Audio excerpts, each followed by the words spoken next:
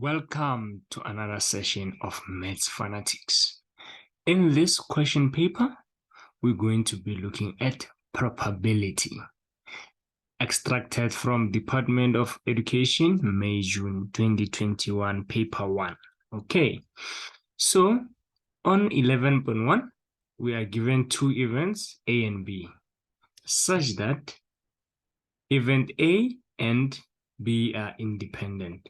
Remember, when they say two events are independent, they're basically giving me this formula, right? I know that independent events have probability of A and B being the same as probability of A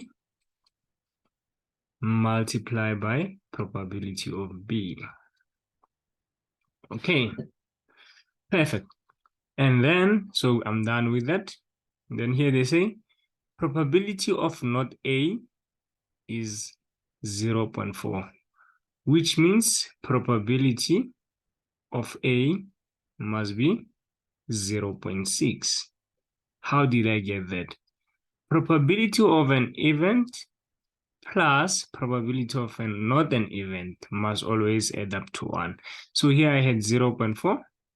There I must have 0.6, so that PA plus P not event must be 1 always. Or sometimes we write 100%. If your probabilities are given in percentages, you do 100%. If they're given in common fraction, convert it to decimal and make sure that those two decimals add up to 1. So this is the most important formula. It's like if you say the chance of raining is 30%, therefore the chance of not raining will be 70%, which is going to add up to 100. That is a given fact in nature. Probability of an event plus probability of not an event must add up to 1. So here I can easily get to what PA is, which is that, right? Awesome. And then I'm given PB, sharp. They want me to calculate PA and B. Okay, so they want me to calculate this part basically. And when I look at my things, I have PA here, and then I have PB there. So I can easily substitute them here. So probability of A is 0.6. And then probability of what? Let's see, of B is 0.3. Okay, let's get our calculator.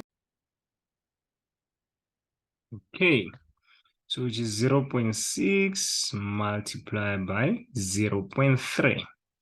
And that gives us 0.018. That is the probability of A and B. Then you should be done with the first question, right? Okay, we're going to remove it because we're done with it. We have to go to 11.2 now.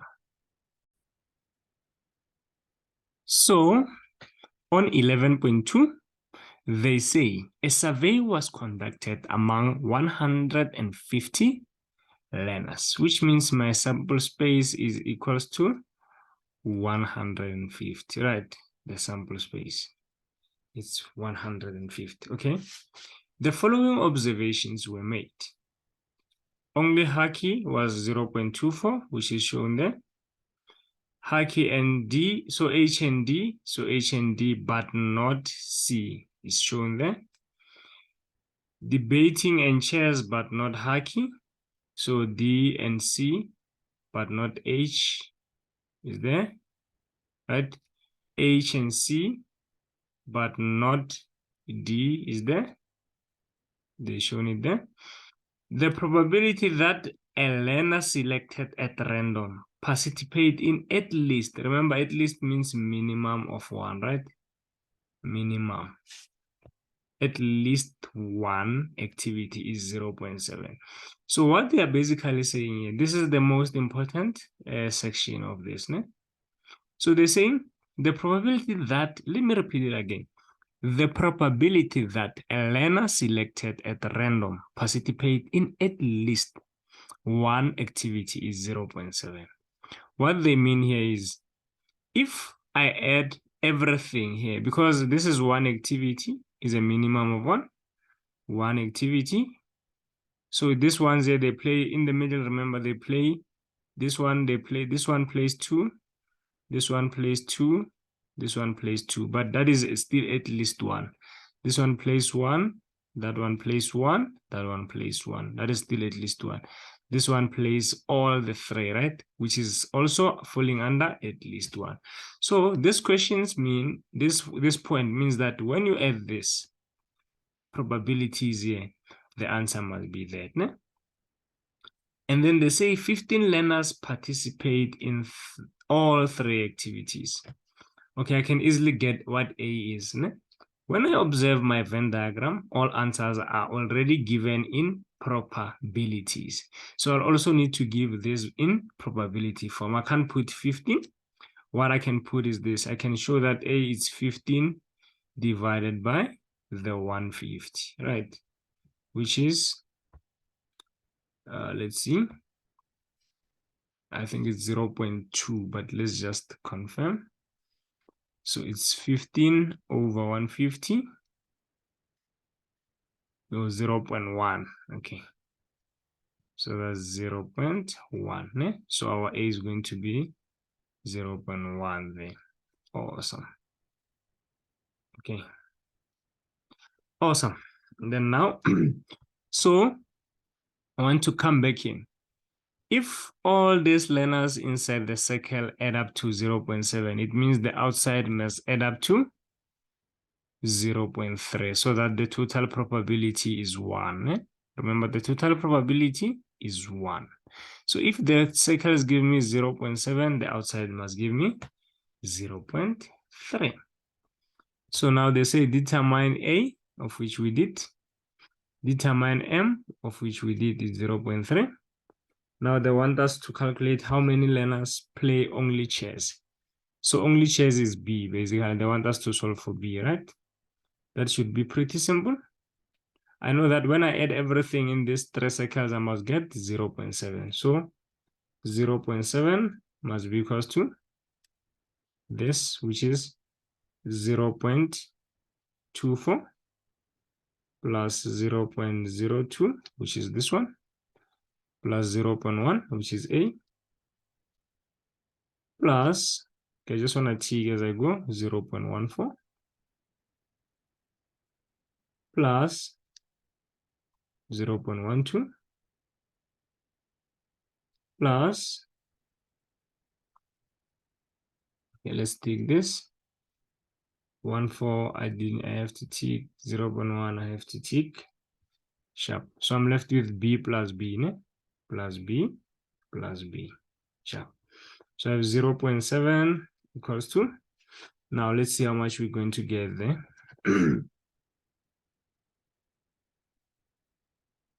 So I'm going to add all these numbers together, ne? 0.24 plus 0.02 plus 0.1 plus 0.14 plus 0.12, which gives me, let's see. Okay, that gives me 0.62 plus 2b. Ne? Sharp. So I have to go minus it to that side. So I have 0.7 minus 0.62 equals to 2b. So now, let's see now, what is 0.7 minus 0.62? So we have 0.7 minus the answer, right? Which is, okay, let's see, 0.08 equals to 2b. Then we need to divide both sides by 2. Then b equals to, okay, let's see. So we're going to divide everything by 2, which gives us 0.04, right? But this we still need to multiply by 100, right? I mean 150, because this is in percentage, remember, but now here they need the number of learners that are, they don't need the probability, right? They need the number of learners that place chairs only. So this I need to multiply it by the total, né? So I'm looking for basically 4% of 150. Let's see. So we're going to multiply that by 100, I mean by 150, which is 6, right? So therefore, 6 learners play chess only. And then finito with this question. We're going to go